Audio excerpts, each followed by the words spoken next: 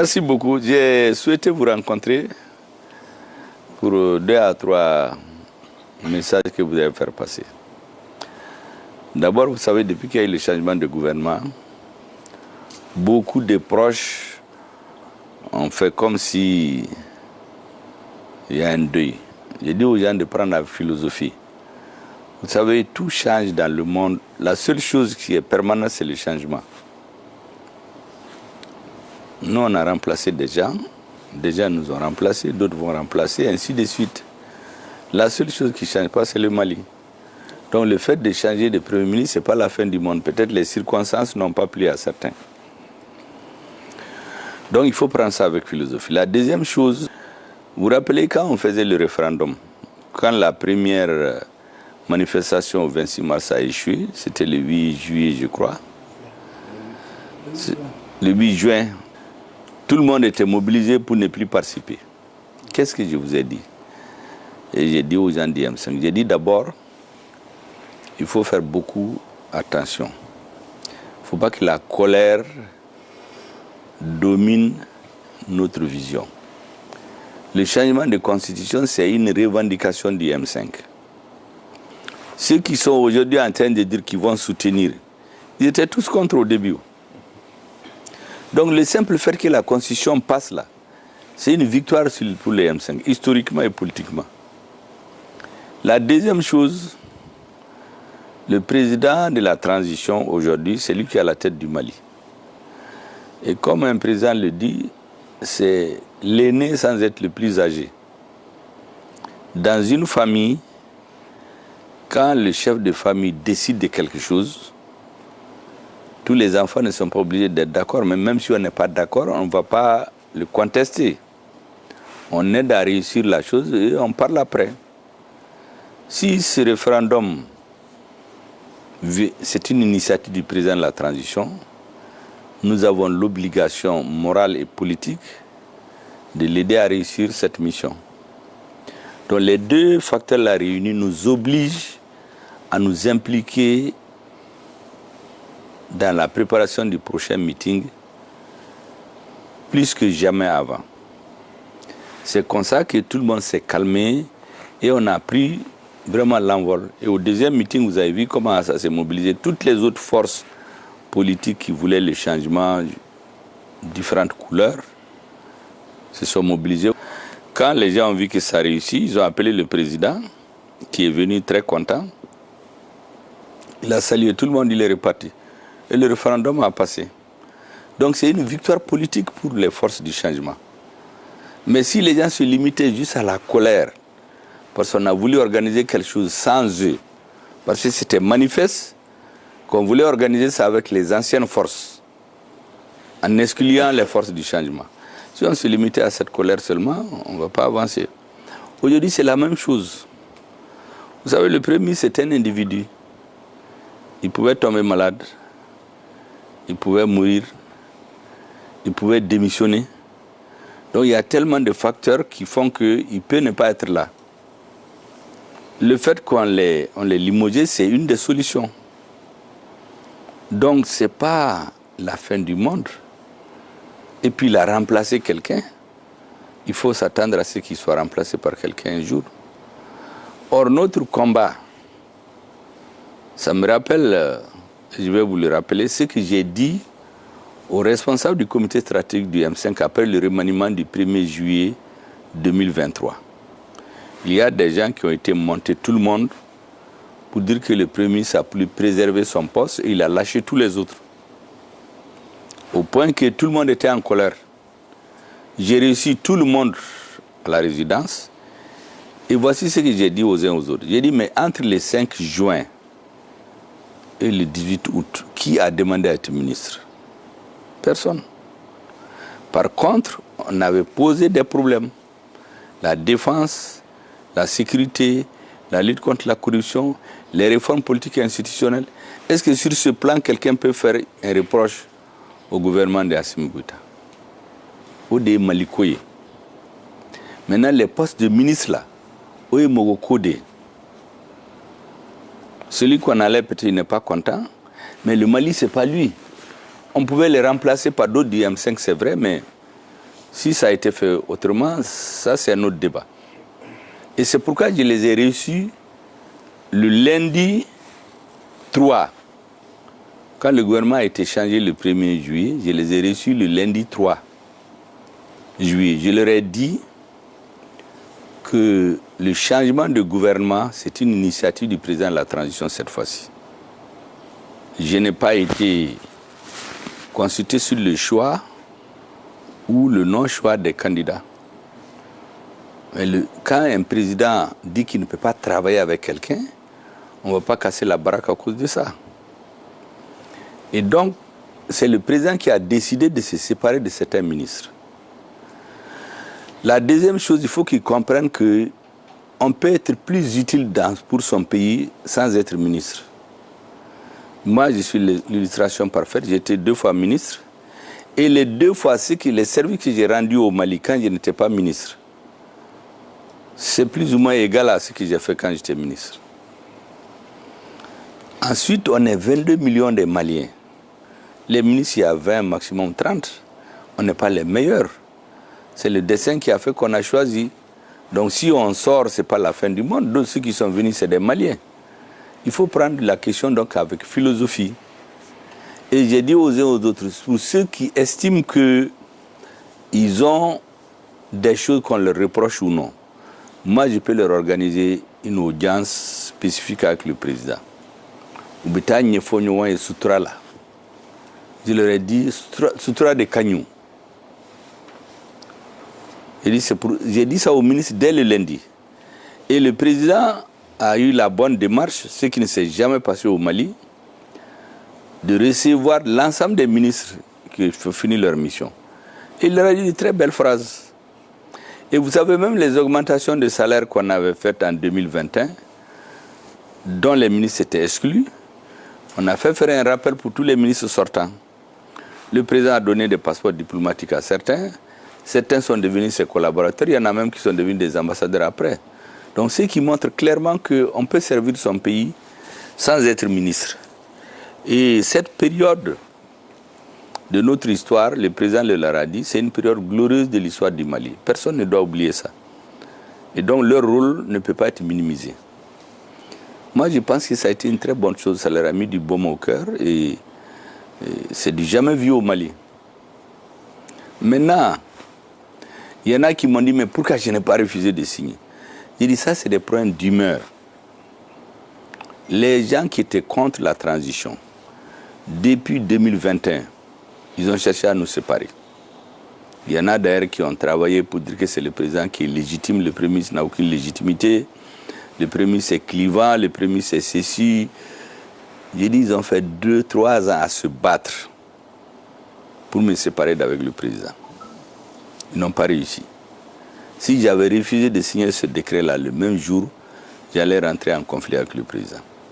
Donc ça veut dire que je vais donner aux adversaires de la transition, sur un plateau d'argent, ce qu'ils n'ont pas pu avoir en 2 ans de lutte. Donc j'ai regardé l'avenir, c'est pour cela que j'ai signé le papier. Maintenant, ils m'ont dit, là-bas, il y a 2 qui ont intervenu, que est-ce que les militaires n'ont pas un agenda caché pour m'isoler? Je leur ai dit que moi, je ne rentre pas dans ce débat-là. L'agenda des hommes est toujours différent de l'agenda de Dieu. Personne ne sait comment demain sera fait. Il y a 3 ou 4 ans, personne ne pensait que le président allait être ici. Personne ne pensait que j'allais être ici comme Premier ministre. Donc je ne rentre pas dans ça. Moi, je règle les problèmes de l'heure. L'avenir, là, seul Dieu le connaît. C'est ce que je leur dis comme réponse. Il y en a qui ont dit qu'ils avaient des projets d'amener des bailleurs de fonds au Mali. Ils n'ont pas été soutenus par les militaires et j'ai laissé passer. Je leur ai dit non. D'abord, il y a une nouvelle doctrine au Mali. C'est que lorsqu'un partenaire extérieur veut aider le Mali, les portes d'entrée, c'est le ministère des Affaires étrangères et le ministère des Finances. J'ai dit donc au monsieur en question, membre du comité stratégique du M5, il n'est ni ministre des Finances, ni ministre des Affaires étrangères. Donc s'il a des contacts qui les mettent en relation avec le ministre des Affaires étrangères, celui des Finances, et puis il se retire, que chacun fasse son travail. Mais lui, à quel titre lui, il va aller se promener dans les pays pour dire qu'il cherche de l'argent pour le Mali? Et puis maintenant, la personne ne donne son argent comme ça. J'ai dit la deuxième chose, il y a un pays qui a voulu nous approcher, soi-disant qu'il va nous aider. Je t'ai dit de te méfier de ces pays-là. Le CSP, là, c'est ce pays-là, c'est dans ce pays que ça a été créé. Et les services de renseignement de ce pays n'ont aucun droit de travailler avec un membre. S'ils viennent vous voir, mettez-les en contact avec le directeur des services de renseignement au Mali et puis vous retirez. Sinon, si on fait le contraire, ça veut dire qu'ils veulent recruter dans notre gouvernement un agent qui veut le manipuler. Moi, je ne suis pas venu pour ça. Chacun fait son travail. Le renseignement n'est pas notre travail. Il y a quelqu'un qui s'occupe de ça au niveau de l'État. C'est comme ça qu'on a clos le débat. Et je leur ai dit ceci, que dès que j'avais été nommé Premier ministre, j'avais demandé à tout le monde que pour la fin de la transition, ça doit être d'accord parti avec les militaires. Parce que pour venir débuter la transition, on a commencé ensemble. On s'est rencontrés, on a discuté. Donc pour l'avenir aussi, il faut qu'on discute. Quelqu'un ne peut pas se lever comme ça pour dire que moi je suis candidat ou je ne suis pas candidat.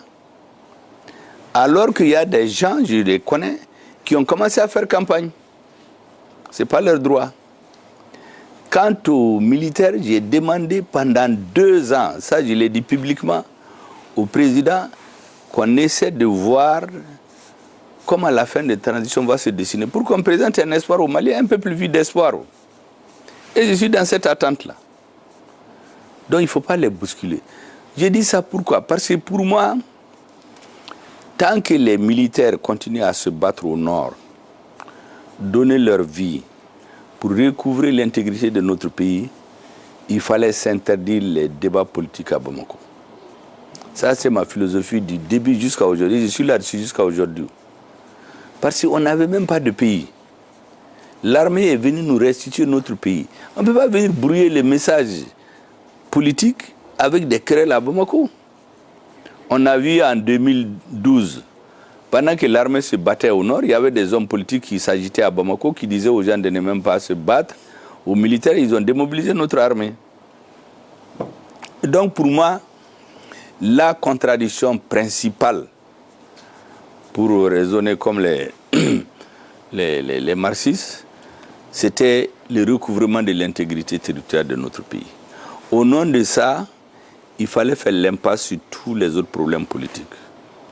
C'est comme si vous avez votre cœur qui vous fait mal et l'orteil. Les deux vous font mal, mais vous occupez du cœur d'abord. Donc c'est ce que j'ai dit à tout le monde. Heureusement, ce jour-là, ça s'est dégonflé. Les membres du comité stratégique du M5 ont compris et ça s'est arrêté ici. Maintenant, ça s'est fait. Le gouvernement a été changé le 1er juillet. Le 4 juillet, vous savez ce qui s'est passé au sein du gouvernement. Le Premier ministre a été défié publiquement. Là aussi, des collaborateurs sont venus, qu'il faut aller en parler, je leur ai dit non. Ça, c'est des épiphénomènes par rapport à ce que nous visons. Recouvrer d'abord l'intégrité de notre pays. Maintenant, je dis tout ça, c'est pour que vous compreniez un peu comment est-ce que moi je raisonne sur les problèmes politiques. Pourquoi j'ai fait 2 ans en train d'encaisser? Parce que l'État, c'est très compliqué. Si chaque fois qu'on n'est pas content, on se fâche, on ne peut pas travailler, même dans sa famille. Mais il y a des questions fondamentales à partir desquelles on ne peut plus se taire. Moi, j'étais dans le gouvernement de 2015 à 2016, j'étais même le porte-parole du gouvernement. Quand on signait l'accord d'Alger, on avait tous cru que ça pouvait nous arranger. Mais lorsque j'ai eu les preuves qu'on est allé manigancer quelque chose, certains ministres avec le Premier ministre, manigancer quelque chose en dehors du Mali pour aller le vendre à la communauté internationale. Mais c'est publiquement que j'ai dit que je ne suis pas d'accord. Vous pouvez demander au ministre, je l'ai dit au président, que ce que les rebelles n'ont pas eu dans la guerre, dans les négociations, on est en train de leur donner sous la table. Et j'ai quitté. Ce jour-là, on pouvait claquer la porte et partir, mais moi, ce n'est pas ma vision des choses. Vous savez, j'ai toujours dit aux gens que souvent les démissions, c'est un manque de courage. Il faut affronter les difficultés et les résoudre. Et il y a un ancien qui m'a dit ce jour-là, quand j'ai rendu compte à mon parti, il m'a dit, il ne faut pas démissionner. Si ce que tu nous as dit là, tu leur as dit, eh bien, ils vont te sortir. Il a fait dit ça samedi. Le mercredi suivant, il n'y a pas eu de conseil des ministres. Après, on m'a sorti. Et depuis que je suis sorti, Je n'ai fait aucune critique au gouvernement parce que je me suis dit que peut-être que c'est moi qui aurais tort. Mais au bout des 4 ans, quand les élections ont commencé, il fallait bien que j'explique aux Maliens pourquoi je vais me présenter. Vous savez, le gouvernement, je l'ai dit dans le meeting, ça fait 2 ans que je demande qu'on s'assoie pour voir qu'est-ce qu'on va faire. Comme on a fait le 24 mai, on s'était assis pour voir ce qu'on va faire. La preuve, c'est que l'architecture du gouvernement, là, les titres des ministères, là, c'est ce que nous avons donné. Ça n'a pas changé même aujourd'hui. Mais ça n'a pas été possible. Pour les raisons que chacun comprend à sa manière. Maintenant, le gouvernement a changé. Certains disent, mais pourquoi il a parlé? Mais si je n'avais pas parlé, même vous, certains d'entre vous allez dire, ce que j'ai dit aussi, j'ai bien dit que je n'ai dit que 10%. Parce que dans un état là, il n'y a pas de. Donc j'ai juste tiré sur la sonnette d'alarme. Par exemple, tous les Maliens sont surpris qu'on crée clandestinement 10 partis et 100 partis, alors que les assises ont dit de ramener les partis à 2 à 5. Alors qu'on est en train d'appliquer les résolutions des assises. Mais qu'est-ce qu'il y a de mal dans ça? Si quelqu'un se sent mal, c'est qu'il sait qu'il ne devait pas le faire. Moi, j'aurais voulu que quelqu'un sorte pour dire que c'est faux. Personne ne peut le dire parce que nous, on a la liste, j'ai la liste complète des partis. Quand ils ont été créés, les chefs de partis, leurs téléphones, leurs sièges, tout. Donc personne ne peut le démentir. Des deux. La deuxième chose, j'ai dit que j'ai demandé qu'on parle des élections. Moi, je n'ai jamais demandé qu'on fasse les élections tout de suite. J'étais l'un de dire que les élections, on devait les reporter, mais il faut qu'on dise aux Maliens de combien de temps on les reporte. De 1 an, de 2 ans, de combien de temps. Mais on ne peut pas être dans la nature comme ça, sans situation. La preuve, c'est que quand c'était chaud, en 2022, on a signé un décret pour fixer la date. Une fois que cette date arrive, on s'assoit, on dit, bon, on ne peut pas tenir les élections. Et moi, je sais qu'on ne pouvait pas les tenir en ce moment, mais on reporte de combien? Mais je n'ai pas dit de faire les élections tout de suite. On est allé interpréter mes propos. Ça, c'est de la malveillance. Donc, toutes ces questions-là, comme je dis, ce n'est que les questions qu'on ne pouvait pas laisser passer. Maintenant, le reste, là, c'est faux. Maintenant, le gouvernement a changé. Certains sont sous l'effet de la colère.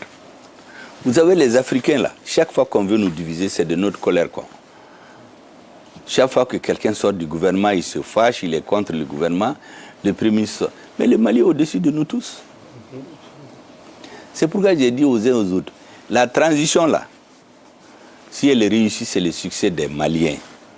Parce que c'est le nom du Mali qui est annoncé partout. Et les anciens panafricanistes, c'est après leur mort qu'on parle d'eux. Mais sous la transition, on parle du président Goïta, on parle du Mali, on parle du Premier ministre. Mais celui qui ne se satisfait pas de ça, c'est qu'il a autre chose en tête. Donc le Mali doit être au-dessus de tout.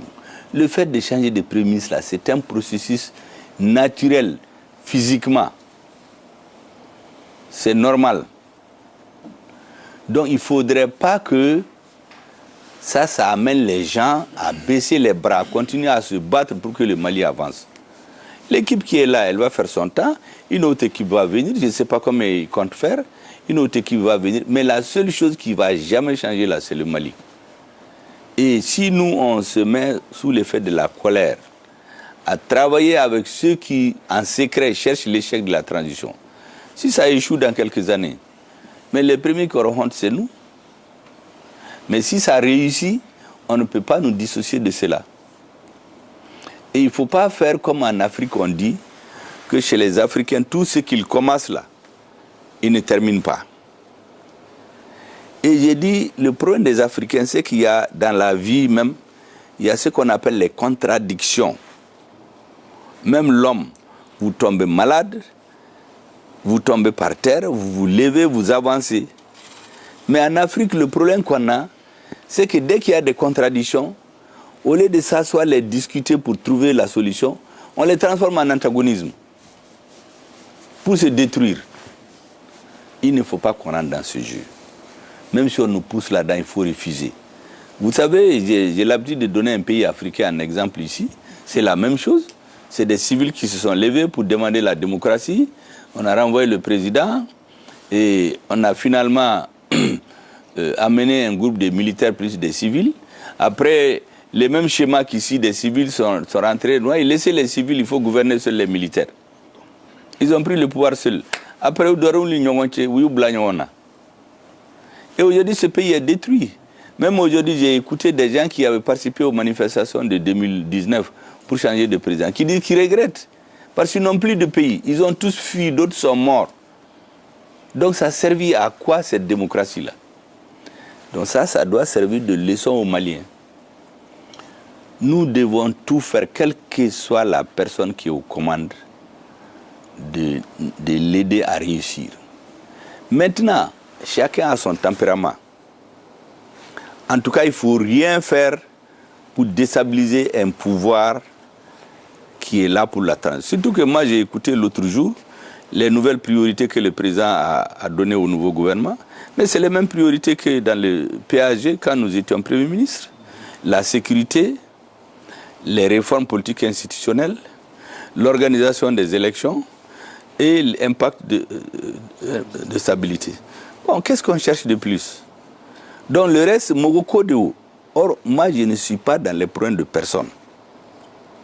Parce que le travail bien fait là, ça va toujours revenir. Dans combien d'années, personne ne sait.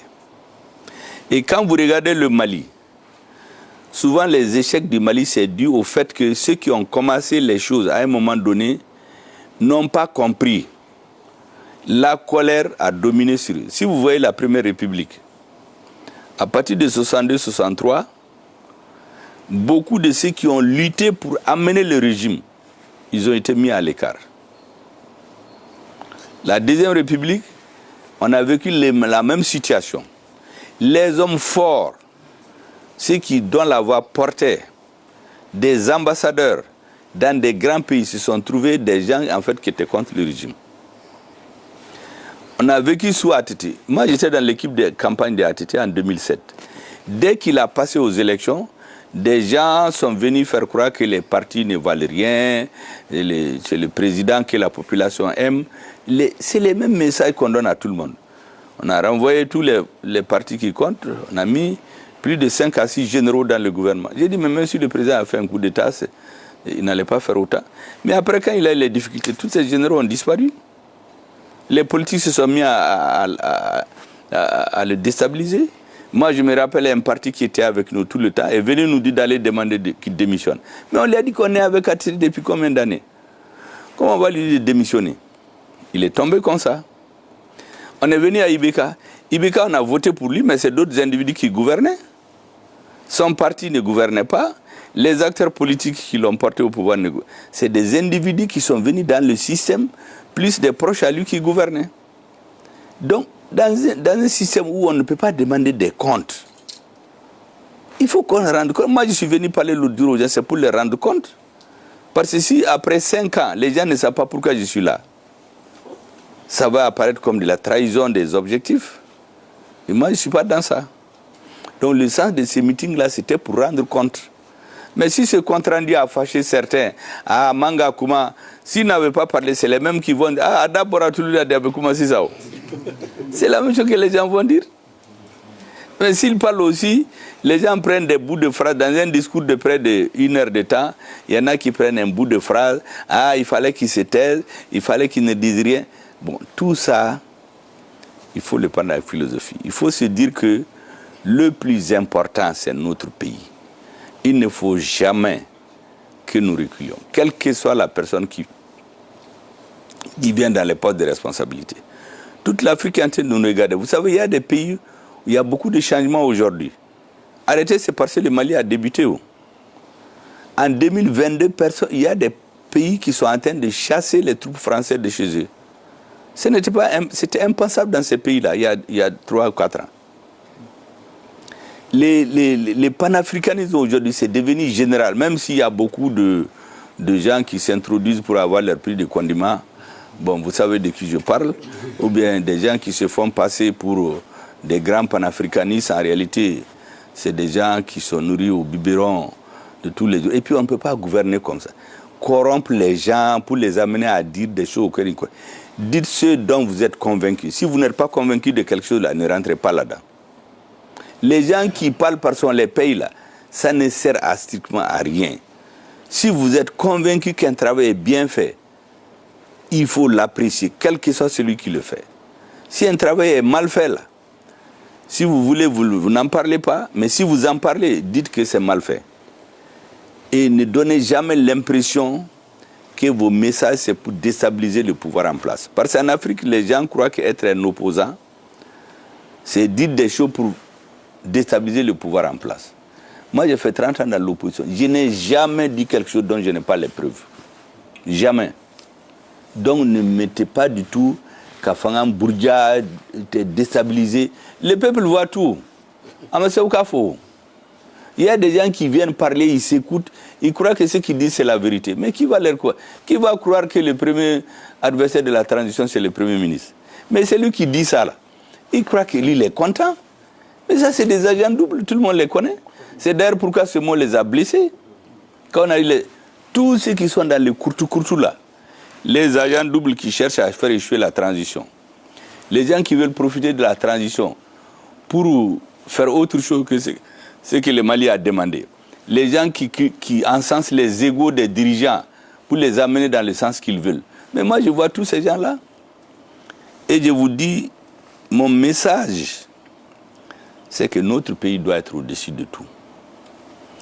Quel que soit celui qui est aux responsabilités, on a le devoir soit de l'aider, et si on ne peut pas se taire, il ne faut jamais chercher à déstabiliser le pouvoir au Mali. Parce qu'un pouvoir déstabilisé au Mali, ce n'est pas bon pour nous tous. Ouais. Sinon, moi j'ai appris tous les plans qu'il y a, sont allés sortir mes dossiers à l'AGFO, il a pris de l'argent ici. Moi je ne suis pas dans ça. À l'AGFO, j'ai trouvé qu'on a pris 20 milliards, on a sorti des caisses là-bas sans conseil d'administration. Mais ça ne peut pas arriver avec moi. Mais on est allé sortir les dossiers, on est allé regarder qui a été recruté quand, est-ce que ce n'est pas un parent du Premier ministre, est-ce que ce n'est pas un recommandé, est-ce que combien de litres ont coûté de transport. Là où on a été inauguré le centre de l'AGFO, là, c'était quoi? À Konobougou. L'argent que l'AGFO a dépensé, est-ce que le Premier ministre n'a pas pris pour lui? Bon, ça c'est des histoires. Il paraît que c'est ce que certains sont allés organiser pour sortir dans les rapports du vérificateur. Moi, j'ai une conscience claire. Personne, rien ne va m'amener à déstabiliser le régime qui est en place. Nous avons l'obligation morale de travailler à la stabilisation du Mali. Et on n'est pas meilleur que les fils qui sont au sommet. C'est au peuple d'apprécier. Moi, c'est ce que je voulais vous dire.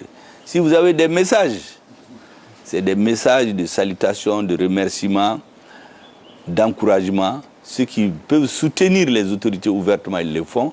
Ceux qui, par conviction, ne peuvent pas les soutenir, il faut vous taire. Mais ne rentrez pas dans des logiques de déstabilisation. Ça, ce n'est pas bon pour notre pays. Parce que les Africains, c'est toujours ce qu'ils font.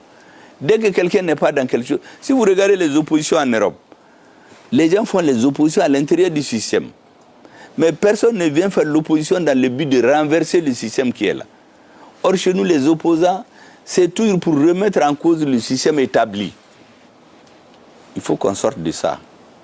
Ça fait partie des éléments de la refondation. Que les gens comprennent que ne pas être dans les organes dirigeants ne veut pas dire qu'on n'est pas avec son pays. On peut être utile sans être tout. Vous, par exemple, personne d'entre vous n'est dans une responsabilité. Mais souvent, il y a des milliers de gens qui vous écoutent. J'ai l'habitude de dire que quand un militaire tire, c'est une arme pour tuer une ou deux personnes. Mais quand on parle, c'est des milliers de personnes qu'on atteint. Donc, on n'a pas besoin d'être dans de hautes responsabilités pour être tué. Mais de grâce, ne dites rien qui n'est pas vrai. Parce que le fait de dire ce qui n'est pas vrai, clairement, c'est une façon de déstabiliser le régime. Maintenant, ceux qui sont dans la propagande, pour dire des choses qui sont fausses aussi, ils sont vite rattrapés dès le lendemain. Parce que la propagande pendant la guerre, c'est pour maintenir le moral des gens pour une courte durée.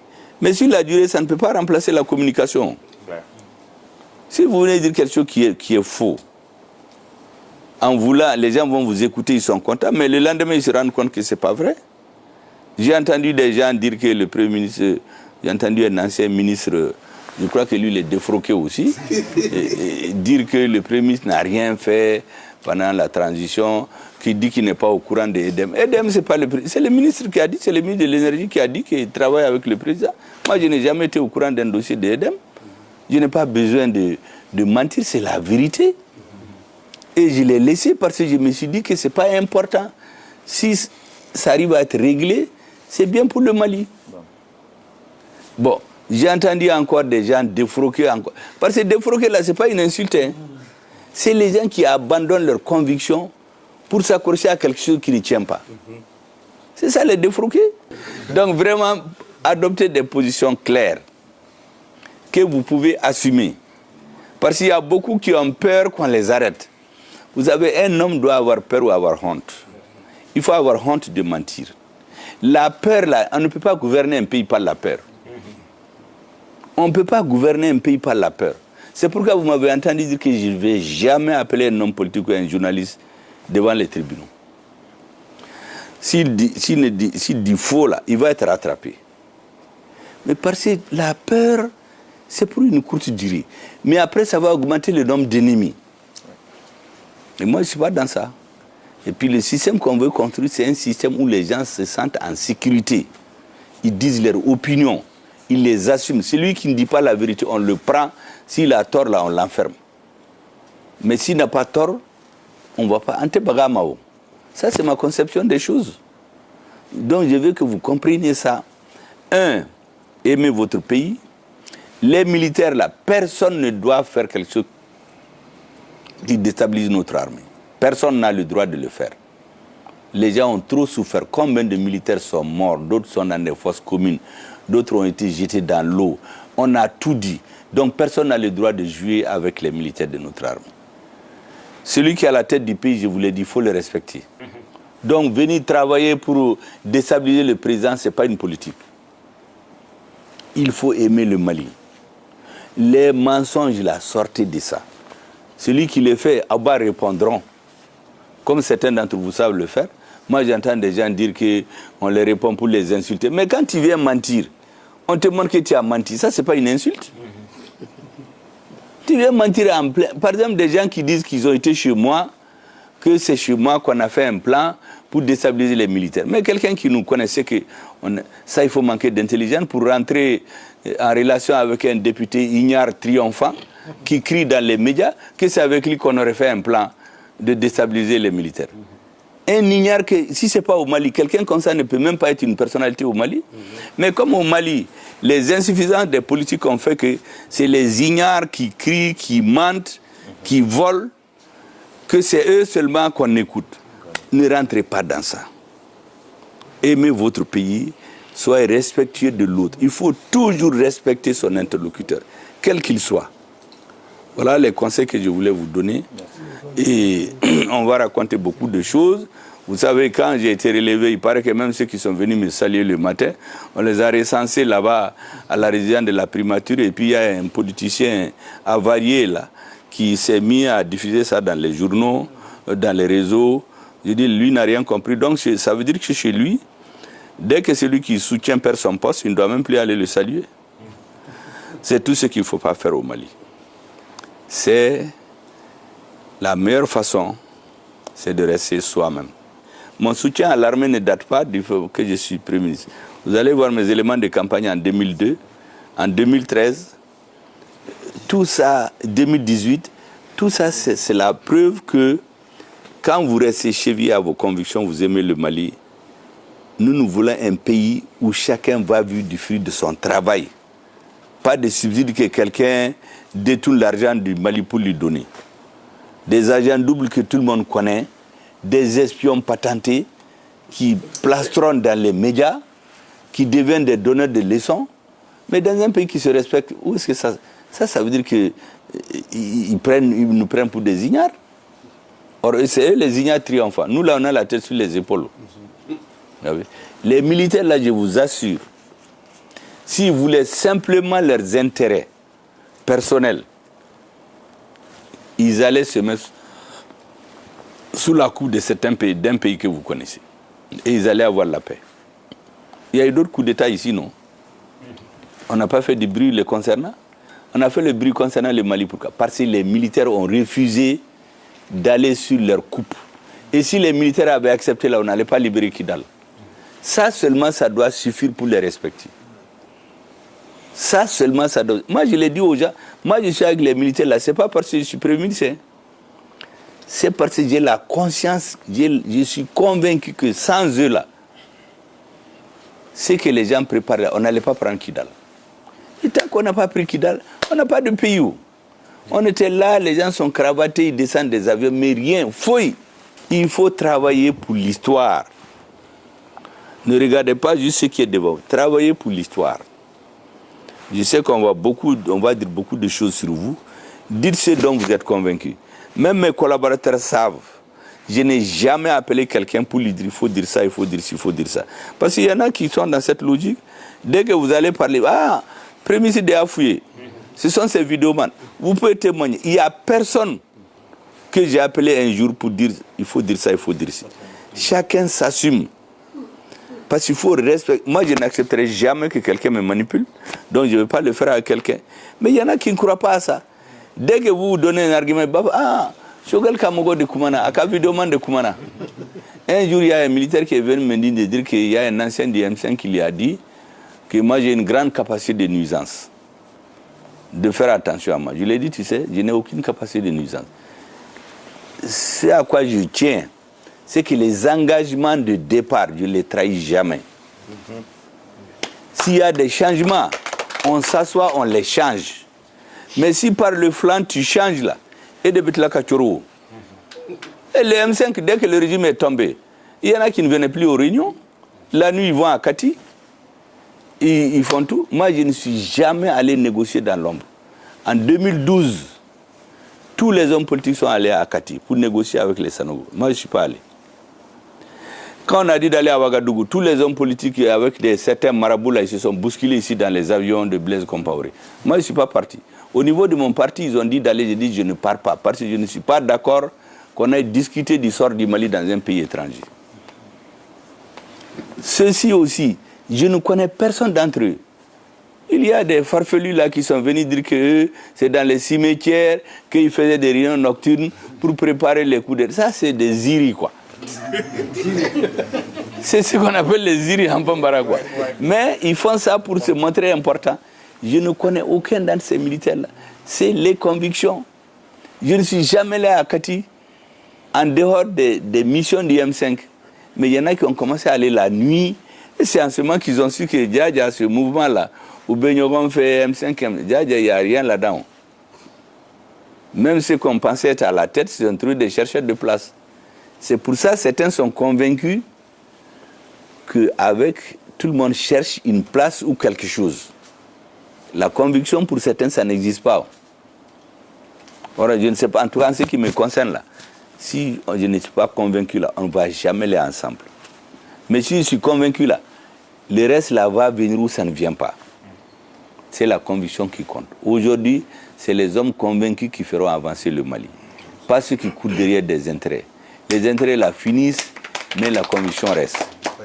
Donc, serrer les rangs, appuyer la transition pour qu'elle avance, que les autres Africains ne soient pas déçus.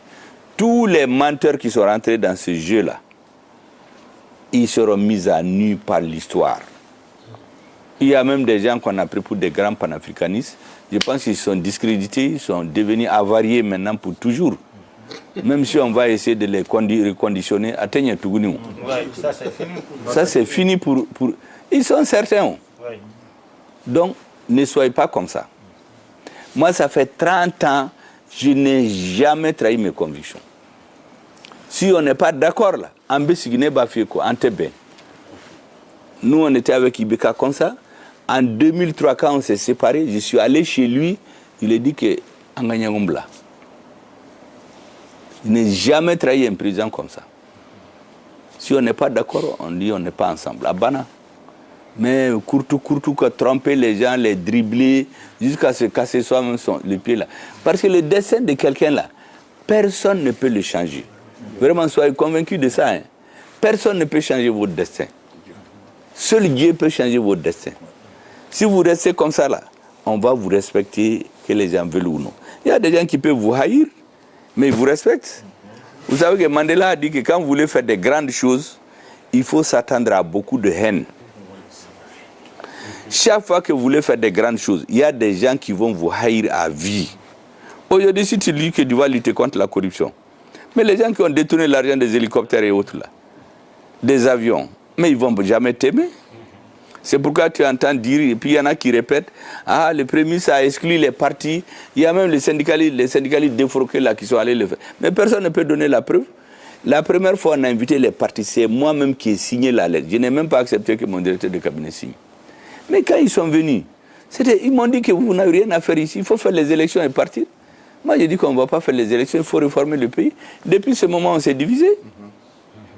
Quand on a préparé les assises, quand ils en ont fait une affaire de personne, je suis allé voir le président, comme le père de tout le monde, il a appelé toute la classe politique. C'est le ministre de la Refondation qui a lu un très bon discours ce jour-là. Le président a dit de faire l'union sacrée autour du Mali. Mais abattez-moi au cas. Mais après, quand on est sorti, il y en a qui ont dit que eux, ça ne les intéresse plus, que c'était du cinéma et ils ne vont jamais aller aux assises. Mais on a tout archivé.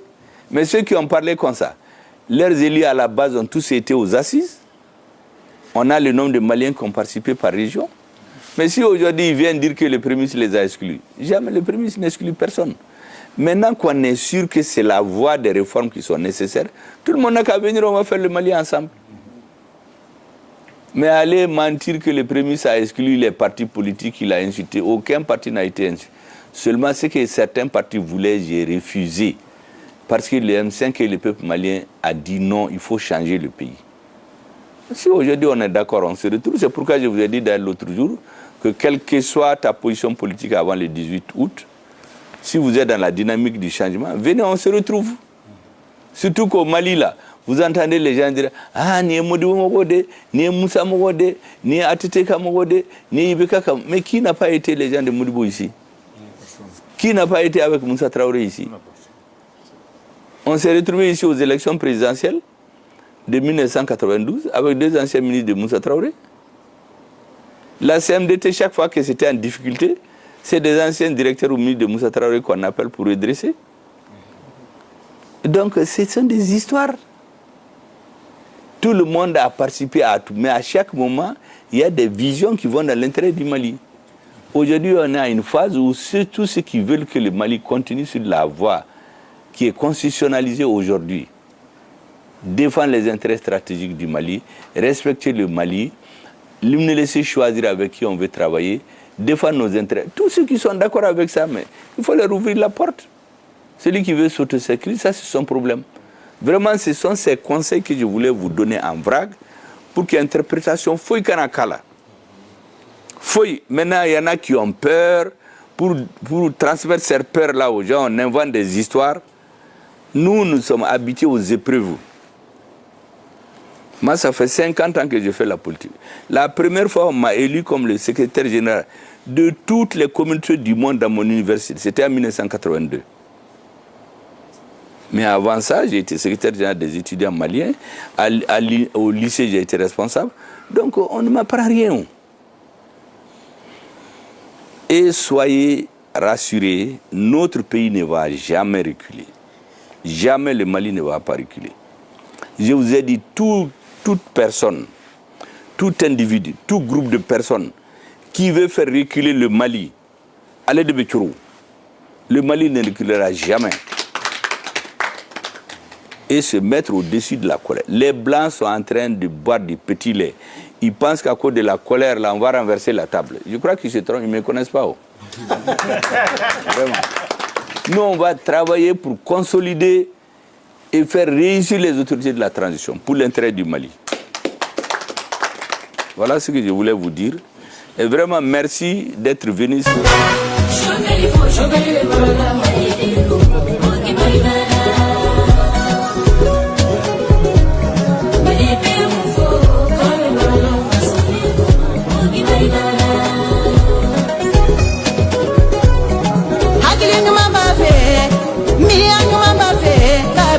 fasudenu, we'll be well in your